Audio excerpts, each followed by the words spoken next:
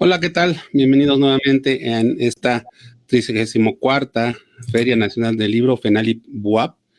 En esta ocasión, su servidor Daniel Mosencagua, nos vamos a presentar los cuentos que surgieron de un concurso que realizamos entre la Vicerrectoría de Extensión y Difusión de la Cultura y Radio BUAP, en donde invitábamos a los chicos, a los estudiantes de nuestra universidad, a que enviaran un cuento que tratara sobre ciencia, un cuento científico, pero bueno, finalmente casi todos los cuentos se convirtieron en cuentos de ciencia ficción, ¿no? Entonces lo que se les pedía es que tuvieran un trasfondo científico serio, y pues lo que han hecho es un cuento de ciencia ficción. Y lo que se les prometía como premio, aparte de este libro digital que esperemos pronto ya esté listo para difundirse, una serie de encuentros con escritores para que les fueran ayudando a reformular, a reescribir, a mejorar sus cuentos.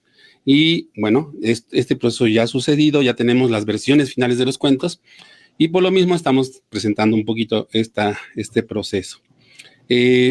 Como invitados tenemos, invitados obviamente a los muchachos, no todos, no caben acá todos, los 16 cuentos, hubo 10 cuentos premiados como parte de la premiación, pero los jueces dijeron, no nos quedamos nada más con 10, nos vamos a pedir, por favor, que metes otros 6 como menciones honoríficas, y entonces tenemos 16 cuentos. No están todos los chicos ahorita, no cabríamos en este espacio virtual, pero bueno, tenemos a 3 de los chicos, y tenemos a 2 grandes monstruos del género, ¿no? Uno de ellos, pues es el maestro Horacio Porcayo, ¿no? Fíjense, yo soy aquí admirador de él. Aquí está su primer novela, que ya ahorita la reeditaron. Esta es la última que leí de él. Él es de cyberpunk, ciencia ficción cyberpunk. Y al maestro Bernardo Bernaldez Beff, que bueno, este es uno de mis libros favoritos, ¿no?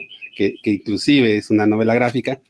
Y que me encanta, ¿no? Sobre varias versiones de Frankenstein. Entonces, son escritores, como decía, unos monstruos de la ciencia ficción mexicana, que ahorita nos van a dar un poco su opinión sobre los cuentos y qué es lo que les hubiera gustado a ellos escuchar de otros escritores, ¿no? Vamos a empezar con los chicos. Vamos a pedirles que digan su nombre. No, es que aquí no ubico si es Sara o Ángela, ¿no? Primero las damas, y dicen su cuento. Sara, muy bien, Sara. Entonces nos dicen su cuento, un poquito como cuál fue la idea detrás de tu cuento y qué te pareció el proceso con los escritores. Adelante, Sara. Yo soy estudiante de comunicación, entonces decidí hacer mi cuento sobre criptografía cuántica, que me parece una nueva forma de comunicación muy interesante en ciencia ficción. Y pues fue un proceso muy desafiante porque es difícil introducir la ciencia en un cuento, pero fue muy interesante y me gustó mucho trabajar con los escritores. Muy bien. Tu cuento, Sara Maribel Ramos Malpica, ¿verdad? Es tu nombre completo. Tu cuento fue Bond, ¿no? Hablabas alguna... Hay también una cosa que tenía bonita, es que tenía una especie de espía, ¿no? Así es, era un espía que usaba criptografía cuántica para comunicarse en una guerra.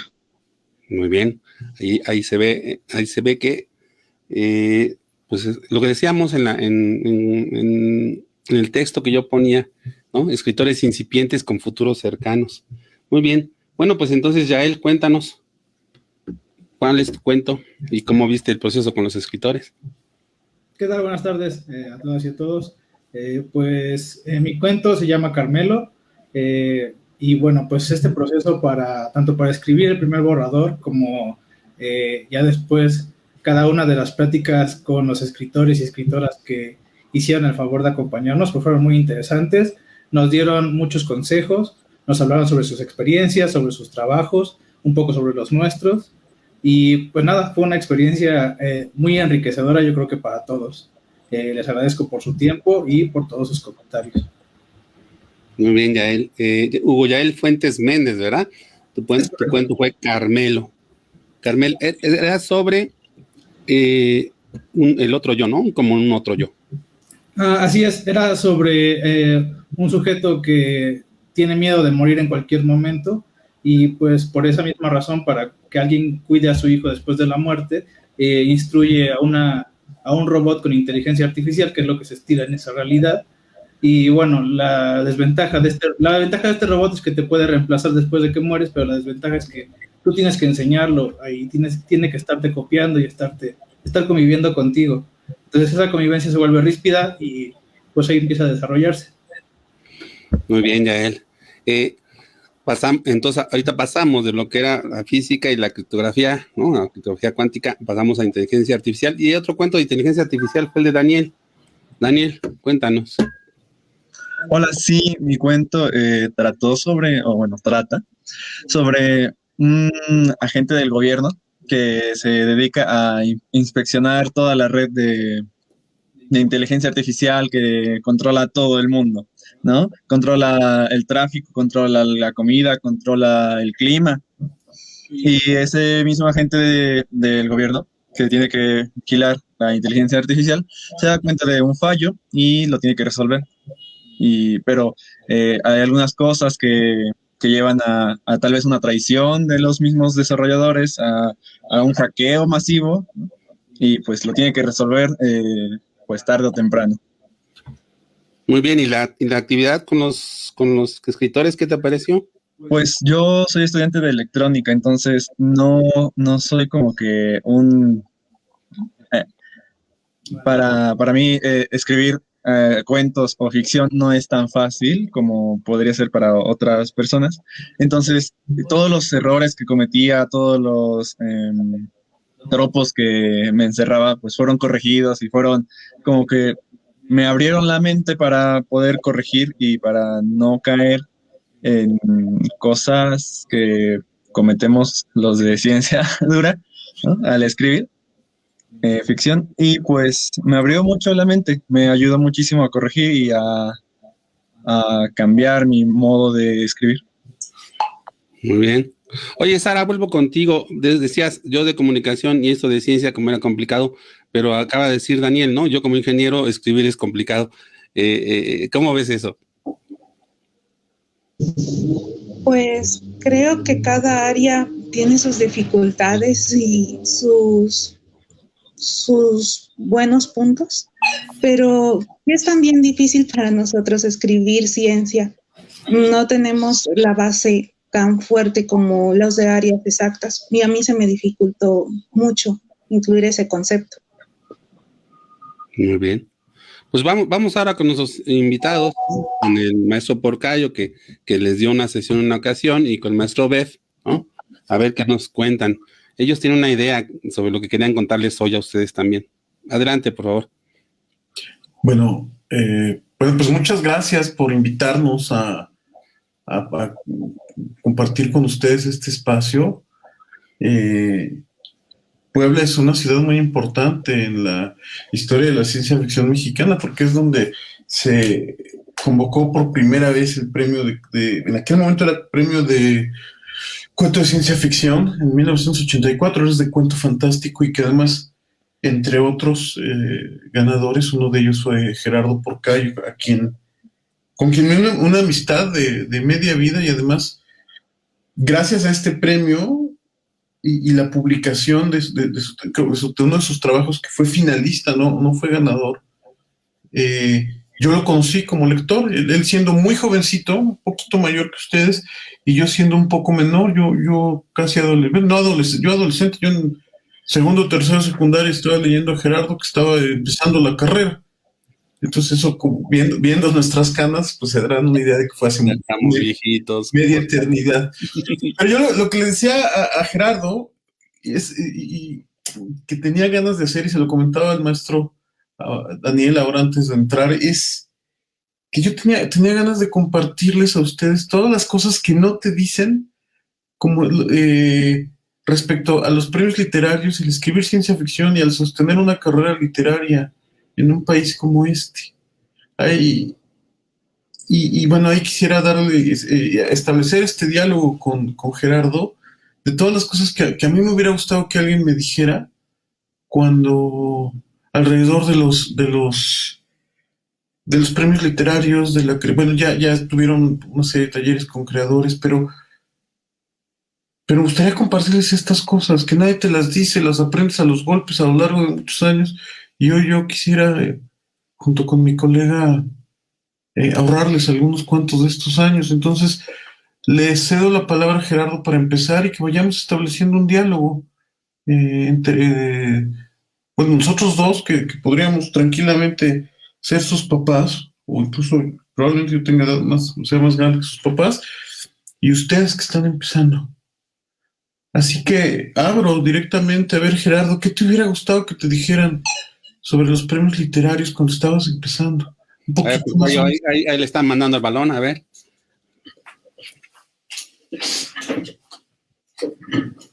No tienes audio, Lobito, estás apagado. Pero mil disculpas, para que no se oiga el ruido, lo apago y de pronto se me olvida.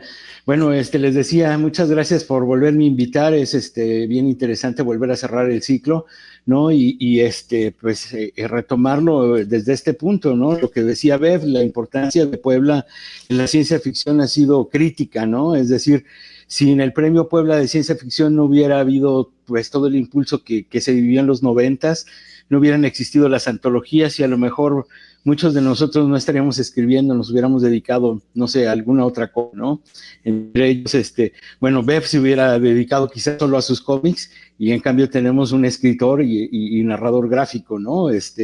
Monero, todo lo que ustedes quieran, ¿no? Entonces, bueno, siempre los concursos son importantes en ese sentido, te dan el espaldarazo, te hacen sentir que puedes seguir adelante, que hay un camino ahí que andar, ¿verdad? Sobre las nociones de qué es ciencia ficción, qué es cuento científico y todo eso, hay muchas discusiones, ¿no? Hasta dónde llega, hasta dónde debería ser. Kurt Vonnegut Jr., que es un gran escritor, o era un gran escritor, bueno, es porque lo podemos seguir leyendo, de ciencia ficción, aunque él no pretende escribir ciencia ficción. Él decía que existía la ciencia ficción con el propósito de que sus seguidores, todos aquellos que forman parte del club, se pusieran a discutir qué es la ciencia ficción y hasta dónde llega la ciencia ficción, ¿no? Que eso es lo que mantiene el espíritu de la ciencia ficción. Entonces, bueno, hay muchas vertientes de qué hacer con la ciencia ficción, de hasta dónde llegar, ¿no? Yo originalmente, les contaba la vez pasada, también estudié ingeniería química industrial, estaba estudiando ingeniería química industrial, pero ya que entré a la carrera yo ya estaba decidido a dedicarme a la literatura, pero en fin, tengo esa carga de la parte de ciencias exactas. Mi bachillerato fue en ciencias físico-matemáticas y tengo una carrera de técnico electricista, entonces bueno, muy cercano, y me gusta mucho la difusión de la ciencia, ¿no? Entonces yo quería emparentar las cosas y hacer como muy calculadas estas nociones de cómo brindar la ciencia ficción y cómo poner a la vez el desarrollo científico y a la vez el desarrollo humano. No siempre es posible. Yo creo que hay que hacerle caso al cuento, ¿no? A lo que nos quiere contar la historia, a lo que nos quiere que cuente la historia. No siempre es bien calculable, ¿no? Y eso creo que todo el mundo lo decía, excepto Robert A. Heinlein, que incluso él, pese a ser científico y pese a estar del lado de la ciencia ficción dura, terminaba siempre cediendo al impulso de la historia, ¿no? Solo gente como Isaac Asimov, como pues, algunos otros, quizás Paul Anderson, quizás un poquito también, bueno, de las viejas glorias, ¿no? Lograban esta mixtura de difusión y novela, ¿no? Tiene sus bemoles ahí, pero bueno, no me quiero alejar de eso, quizás ya les conté algo por el estilo, ¿no? Sobre qué esperamos de los concursos. Bueno, los concursos son un espaldarazo, ¿no? Como dice Bev, él me leyó, porque en ese entonces nos publicaba Ciencia y Desarrollo, que esa era la gran ventaja, ganabas el premio de ciencia ficción o una mención y te publicaba Ciencia y Desarrollo. Entonces eran 50,000 ejemplares que todo el mundo podía leer y no es decir, cualquiera que se acercara a la revista estaba expuesto a la ciencia ficción sin necesidad de ser un fan de ciencia ficción. Entonces era un negocio bien interesante en ese sentido. Cuando gané el premio, que fue hasta el 10º concurso, yo empecé participando en el segundo y hasta el 10º lo gané. Fui picando piedra, obtuve 3 menciones honoríficas, ¿no? Antes de ganarlo. Un amigo me decía que ya era un eterno de ahí, como uno de los Fibalotis. Ya ni existe la referencia, ¿no? Pero bueno. Ya nadie se acuerda. Lo interesante es que sí, ya nadie se acuerda. Juan Hernández Luna decía eso, ¿no? No, del la festival. María Marina Del festival OTI, ellos ya no lo conocieron. Y ya no saben qué es eso los muchachitos, por favor. Oye, Somos del siglo pasado, Gerardo. Yo quiero tomar ahí una idea. Perdona, no quiero interrumpir. Quiero tomar una idea y te voy a interceptar ese balón. Porque yo quiero contarles algo. Yo nunca gané el Premio Puebla. Concursé muchas veces, jamás lo gané. Yo después descubrí que mi vocación es de novelista. Yo tengo dice nuestro amigo José Luis Zárate, no soy cuentista y tengo cuentos para demostrarlo. Tengo publicados, no sé, 60 cuentos en un par de libros, una cosa así. Pero quiero tomar algo aquí que me parece muy importante. Siempre que se me acerca alguien, yo he sido muy afortunado. Yo tengo una carrera dedicada a la creación. Me dedico a dibujar cómics, novelas gráficas, y también escribo novelas policíacas y de ciencia ficción. Hacemos mucho la broma, Gerardo y yo. Yo he hecho una carrera de novelista policíaco y tengo un par de novelas de ciencia ficción. Ahora justo se acaba de reimprimir mi primera, en el Fondo de Cultura Económica, Gel Azul, mi primera novela que se acaba de relanzar. Y bromeo con Gerardo porque a mí me hubiera gustado tener publicadas más novelas de ciencia ficción y a él le hubiera gustado tener más novelas de policíacas. Tiene 2 espléndidas. Siempre lo ando molestando para que vuelva a escribir novela policíaca. Pero lo que quiero decirles, es muy común que se acerque a alguien, sobre todo gente joven, y me diga, ¿cómo puedo empezar a publicar? ¿Cómo iniciar una carrera? Y yo siempre les digo, manden a concursos. Pero aquí quiero enfatizar algo muy importante. Mandar a un concurso, tú no mandas a un concurso para ganar, pero esto lo entiendes después de muchos años. Lo haces para poder terminar a tiempo y con una fecha de entrega a tu trabajo, para disciplinarte a ello. Y quiero insistirles en 2 cosas. No debes, sobre todo si nos están viendo los otros concursantes que quedaron seleccionados y aquellos que no lo hicieron, lo importante, es decir, no perder un concurso o no quedar seleccionado o simplemente no figurar en un concurso no es relevante. Y yo los quiero animar a que no se desanimen si no ganaron o si no quedaron seleccionados, del mismo modo que al ganador de este año, que por cierto, Sofi, me parece un cuento espléndido.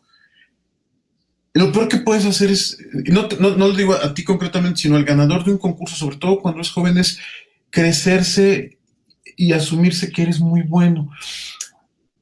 Las dictaminaciones de los premios literarios son totalmente circunstanciales. A veces puede llegar de malas un jurado o tiene algo personal contra las inteligencias artificiales o algo a favor de ellas y entonces le otorga el premio.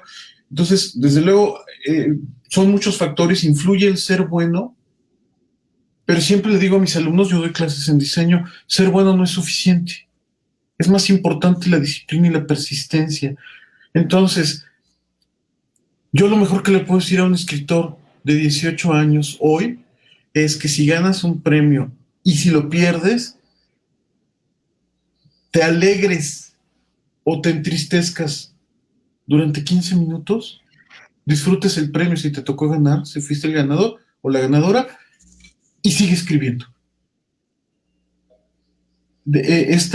Y ahora regreso a Gerardo para que nos lo comente, la trayectoria literaria, tanto si te dedicas completamente a ella o en más de un 50% de sus actividades son la creación, como si es paralela a otra carrera, es una carrera de fondo, no es una carrera de velocidad, es un maratón.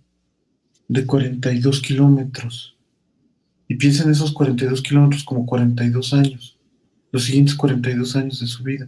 Y lo que importa es llegar bien al final de esos 42 años.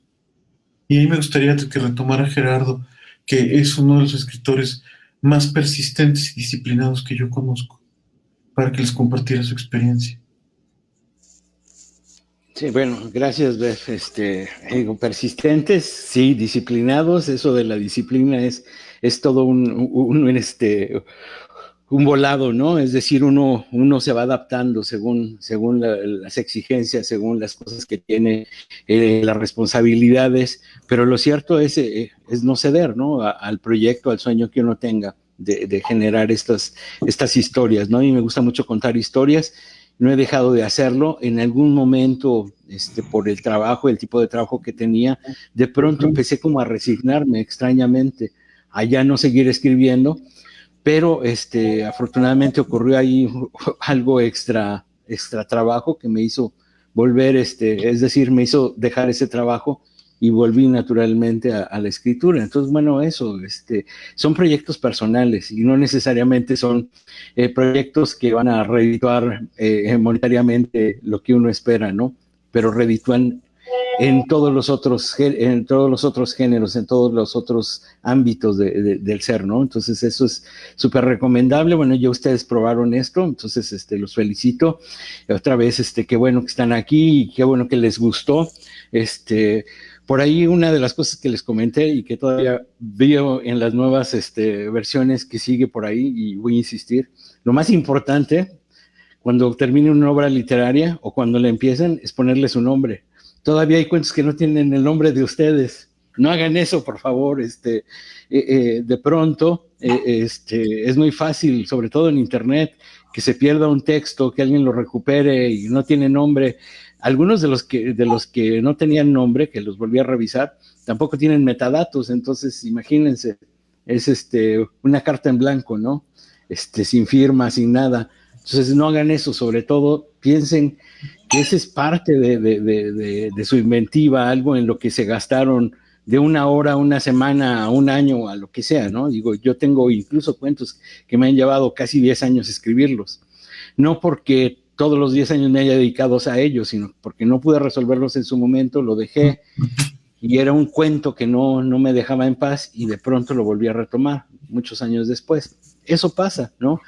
Pero si ustedes lo dejan en internet y sin nombre, sin nada, cualquier otro se los va a tomar, ¿no? Nada más eso.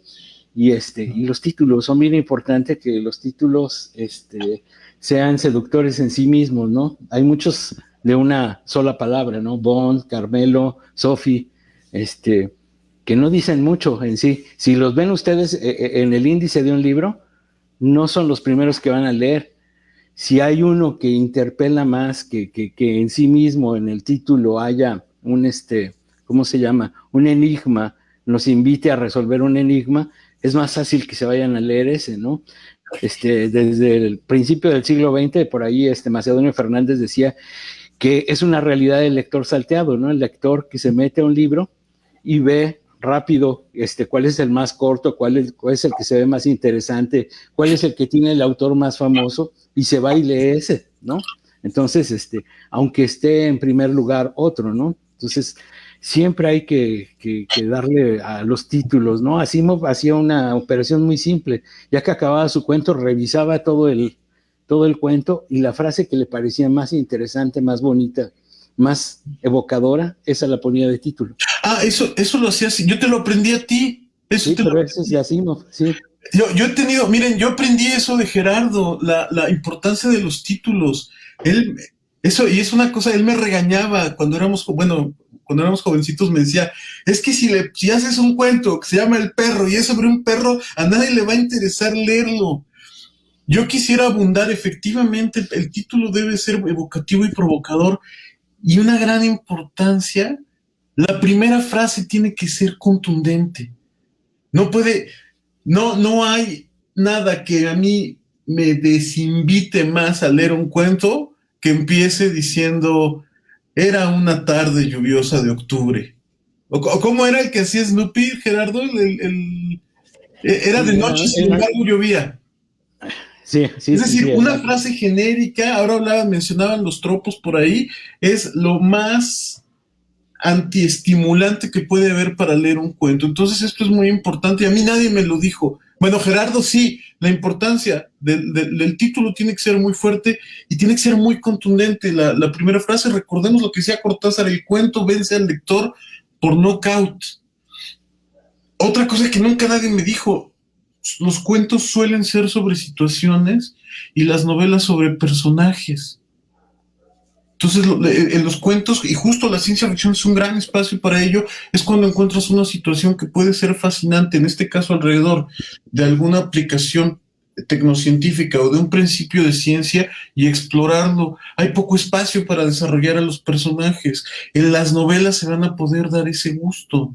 Las novelas son sobre cómo, es decir, el cuento de ciencia ficción es sobre el asunto tecnocientífico asombroso en sí mismo, esta inteligencia artificial que se enamora, por ejemplo. Mientras que en la novela lo que exploraríamos es cómo le afecta y cómo transforma profundamente al protagonista que una inteligencia artificial se enamore de él, y justo porque tenemos el espacio para desarrollarlo. A mí nadie me dijo eso. Durante mucho tiempo empecé escribiendo novelas que en realidad eran cuentos largos. Les paso ese es otro secreto de oficio. Gerardo habló hace rato de Robert Heinlein. Yo les quiero compartir algo que las 5 leyes, si no me equivoco, son 5 leyes de Robert Heinlein sobre la escritura creativa. Él decía que tenemos, no sé cuántos cuentos llegaron al concurso, pero él decía que vamos a partir de que hay 100 aspirantes a escritores. Y de esos 100 aspirantes a escritores, 50 no escriben. 50 solo quieren ser escritores, pero 50 no se sientan a pegarle el teclado. Esa es la primera ley de Heinlein, es escribe. Entonces, esos 50 ya quedaron fuera de la carrera de nuestro... bueno, la del cuento vamos a suponer que es una carrera como 5 kilómetros o 10. De esos 50 que se sientan, 25 no van a terminar su texto. Hay 25 que no van a tener la claridad, el tiempo, el ánimo, la disciplina, lo que ustedes quieran para completar ese texto. Entonces, la segunda ley de Robert Heinlein es: termina lo que empiezas, aunque no te guste. Puede llegar un momento en que incluso lo abandones, pero siempre regresa a él. Ahora Gerardo nos decía que hay cuentos a los que ha regresado muchos años después y los ha vuelto a abandonar y regresa a ellos. Eso es muy importante. Tercero, corrige. Hay de estos 25 que acabaron, hay 13, porque no lo podemos partir a la mitad, al pobre que queda en medio. Hay 13 que no van a corregirlo. Juan Hernández Luna, nuestro amigo, que él era poblano, él sí era poblano, él decía de las novelas, pero también aplica a cualquier texto, cualquiera, y lo podríamos decir ahora, Juan, parafraseando a Juan, cualquiera escribe un cuento, pero no cualquiera lo corrige. Y eso es muy importante. Entonces esa es la tercera ley de Heinlein. La cuarta es: no te eternices en las correcciones.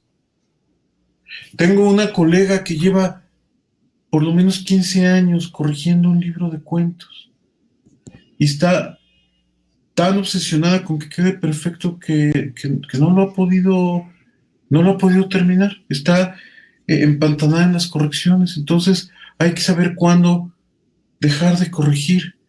García Márquez decía que él hacía 3 rondas de corrección y lo dejaba ir. Los trabajos creativos no se terminan, se abandonan a su suerte, a que vayan por el mundo, y hay que saber dejarlos ir. Y la siguiente ley es: mándalo a algún lado, a algún concurso, a algún editor. De estos 12 que acabaron, 6 ya lo dejan ahí en su escritorio. Ahí habría que ponerle un corolario y ponle tu nombre, ¿no? El corolario porcayo a la cuarta ley de Heinlein. Y la última era, decía que quedaban de esos, solo 3 ya lo mandaban. Y finalmente era uno, cuando se lo rechazaban, que decía, vuélvelo a mandar a otro lado. Y llegaba uno, era uno el que llegaba de 100.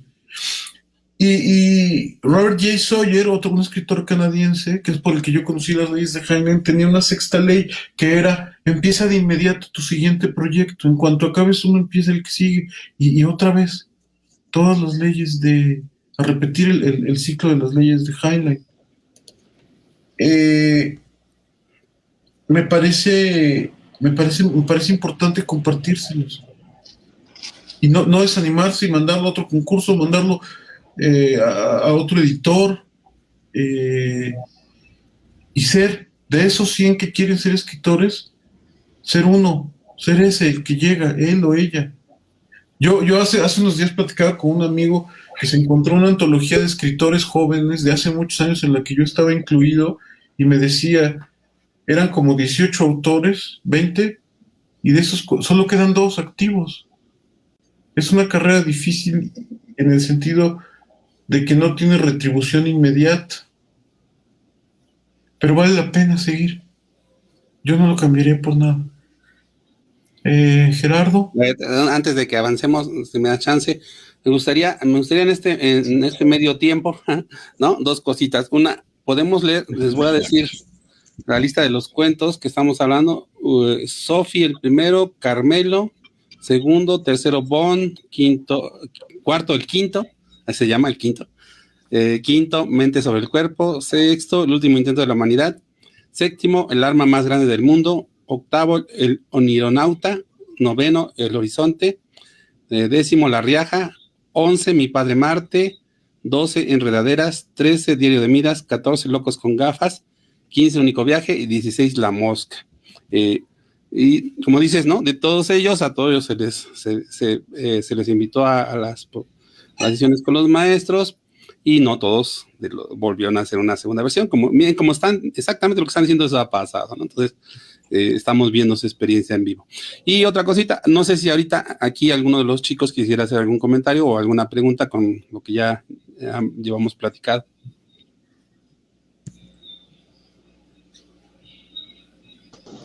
Yo tengo una pregunta.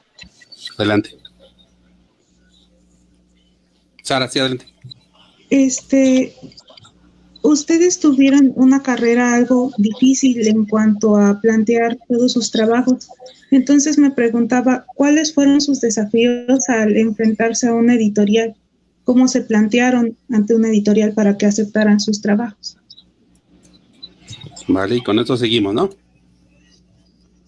Mira, justo mi caso es que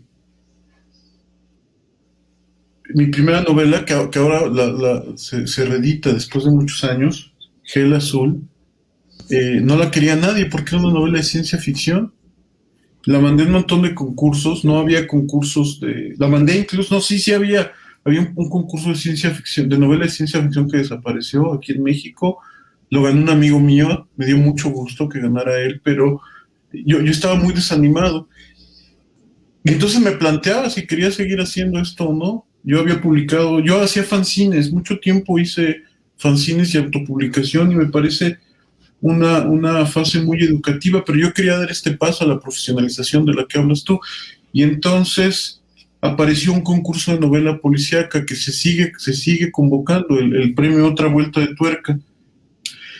Y entonces pensé que si Ray Bradbury había escrito novela policíaca y si Ed McBain había escrito novela de ciencia ficción, pues estaban como muy emparentadas de alguna manera. Mira, si pueden ver aquí arriba, tengo un retrato de Edgar Allan Poe ahí en rojo. Y lo tengo aquí en un altar, justo porque él es no solo quien definió la forma contemporánea del cuento, sino además el que sentó las bases de la ciencia ficción, del horror y del policíaco, al menos en la tradición anglosajona. Entonces me parecía que, siendo la misma raíz, Edgar Allan Poe podía plantearme escribir una novela de policíaca, y ganó este premio. La novela se llama Tiempo de Alacranes. Sigue, ahora está en Editorial Océano, ha pasado por varias editoriales. De manera que para mí fue buscar un concurso y no desanimarme. O sea, yo incluso En algún momento hasta consideré que si no quedaba ese premio, retirarme, dejar de escribir, como decía Gerardo. Tuve la gran fortuna de que quedó ganadora y que desde entonces eso me abrió las puertas del mundo editorial. Porque aunque había había un premio en metálico, para mí el gran premio fue publicar en ese momento en Editorial Planeta, en una editorial grande. Entonces, en mi caso fue buscarlo a través de un concurso. Creo que esa es una de las... Y buscar, pues, o sea, buscas las bases, los concursos que ofrezcan publicación en una editorial grande. Son muy difíciles, o sea, no es fácil ganar. Insisto además que es muy circunstancial. No necesariamente, es decir, yo lo tengo muy claro en mi cabeza, no es que gane el mejor, gana el que tuvo las mejores circunstancias, o sea, que era un buen texto, que conectó con los jurados. Si te toca un jurado que detesta la ciencia ficción y mandas una, no va a leer ni el primer párrafo. A mí me ha pasado, a mí me llegan, cuando he sido jurado, llegan textos como de géneros que a mí no me gusta la novela histórica. Entonces en un premio general de novelas, si llega una novela histórica, es muy difícil que yo la lea. Esa es otra cosa que nadie les dice, los jurados no siempre leen todos los... Es imposible también, o sea, si te llegan 30 novelas, es numéricamente imposible que leas todas, vas haciendo una selección. Pero esto para decirles que qué tan complicada es la ecuación para ganar un premio y qué tan indescifrable incluso, porque hay mucho de azaroso también. Entonces, en mi caso fue a través de un concurso. Gerardo, cuéntanos tu experiencia. Sí, yo creo que hay que aprovechar, sí, los concursos, aprovechar su edad, además, en ese sentido. Hay muchos concursos para jóvenes, ¿no? Hay concursos de primera novela, concursos de primer cuento. Entonces, aprovechar esos, porque eso es el momento y es siempre como una catapulta. Es muy bueno eso, ¿no? Yo, la primera de la soledad, mi primera novela, estuve un año buscando. Claro, yo era muy idealista y yo esperaba que casi terminando encontrara de inmediato quien me la publicara, ¿no? Entonces empecé a buscar y a buscar. Evidentemente quería una editorial comercial y de todas partes me rechazaban, ¿no? No me aceptaban, en algunas ni siquiera me aceptaron el original y me la pasé buscando, ¿sí? Afortunadamente por ahí se dio una coyuntura, estuve como uno de los participantes en la organización del premio, ¿cómo se llama Calpa, de los que tenían que organizar con Tierra Adentro, y gracias a eso me pude contactar con la gente de Tierra Adentro y se las ofrecí, pero no crean ustedes que yo tenía muchas ganas de que me la publicara Tierra Adentro. Se me hacía que no era el lugar ideal. Claro, era un tonto en ese sentido, porque Tierra Adentro ofreció precisamente eso que se busca, ¿no? Tierra Adentro de inmediato te conecta, te pone en el directorio de autores, ¿no? Precisamente porque es un esfuerzo gubernamental y una vez que te acepta y te publica, ya eres parte del grupo de escritores. Entonces, esas iniciativas hay que aprovecharlas. Todas las universidades tienen para jóvenes, ¿cómo se llama? Oportunidades y hay que aprovechar esas convocatorias de libros de Tierra Adentro. También, no sé ahorita como echando Tierra Adentro, pero sí es una buena oportunidad, vale la pena intentarlo, ¿no?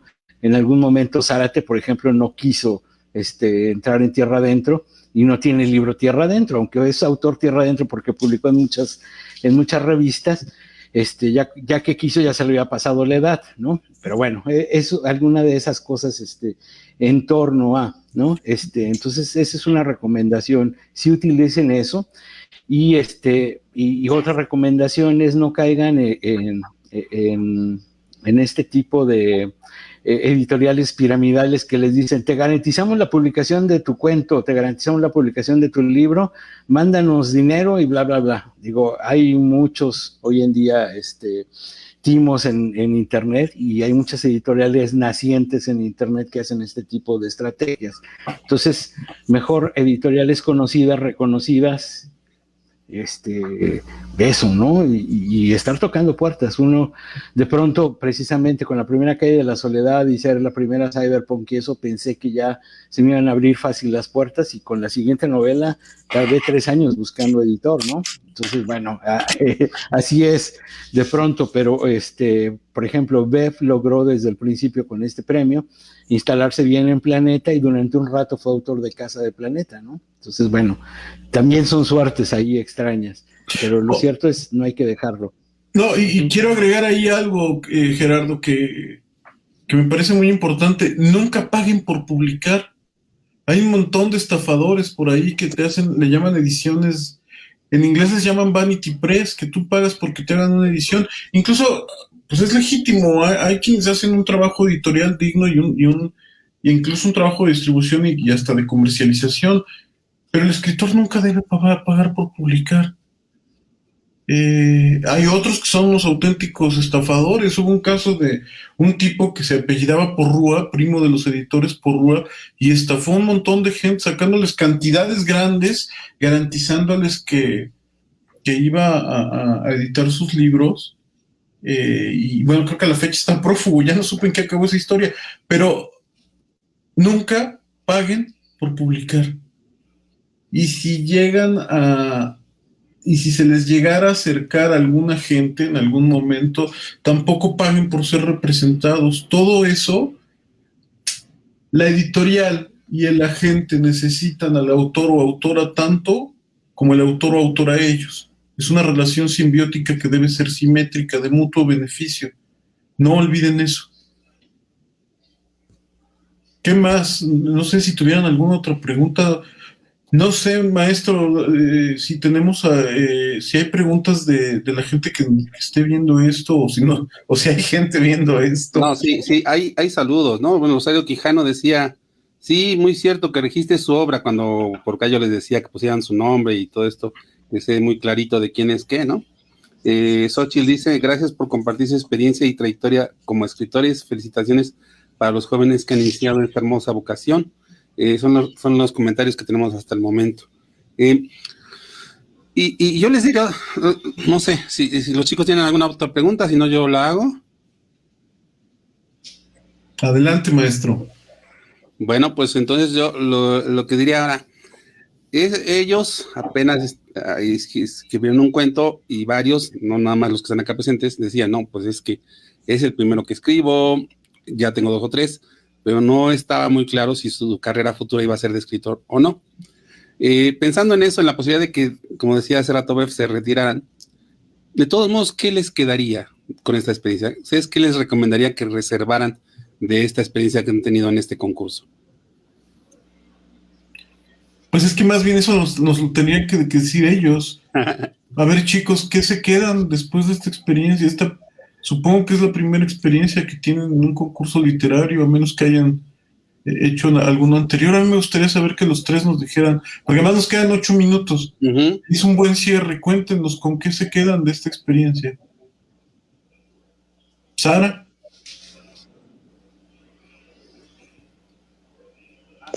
Yo antes había participado en un concurso de ensayo, pero esta es la segunda vez que participaba en una antología, y aprendí mucho.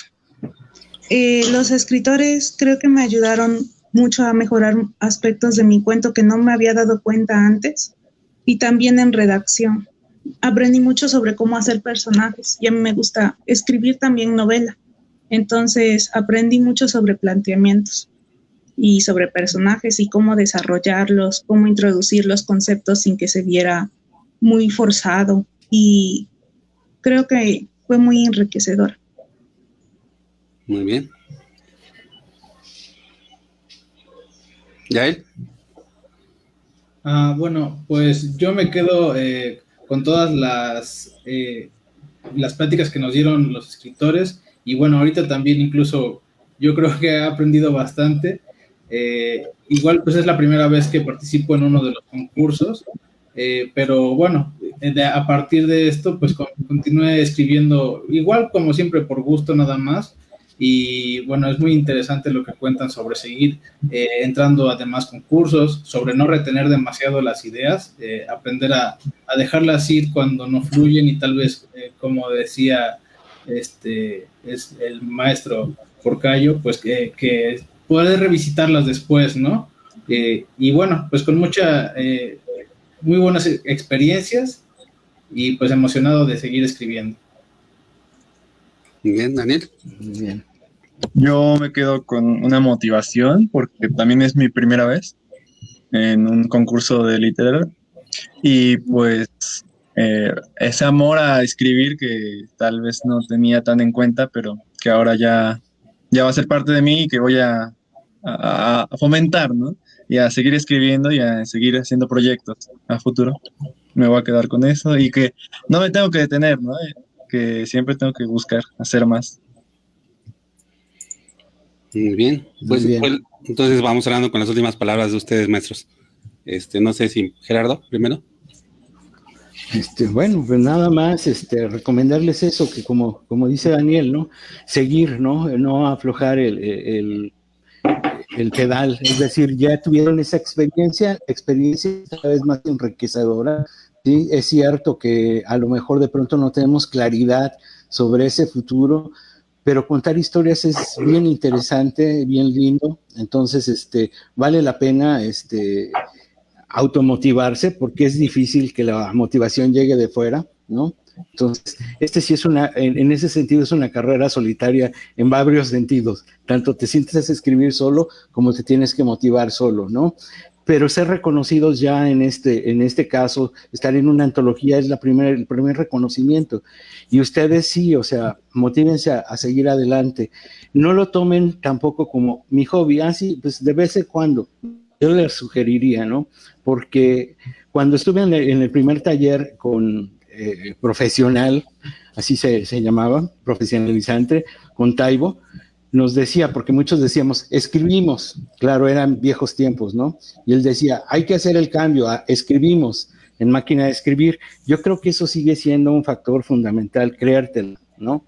Si dices, pues no, nada más es mi hobby, no va a pasar nada, te va a quedar como recuerdo y vas a ser reconocido, porque además ustedes eso sí tienen que saber, como estuvieron en esta primera antología, ya es una primera antología y es una primera vez en muchos sentidos, entonces queda dentro de la historia, más como lo hizo Loba, queda dentro de la historia ya histórico, entonces ya van a ser, como autores ya van a ser reconocidos, independientemente de hasta dónde llegue, ¿sí?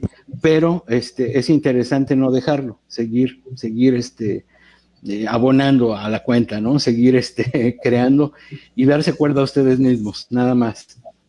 Felicidades y sigan adelante, eso es todo lo que yo tendría que decirles.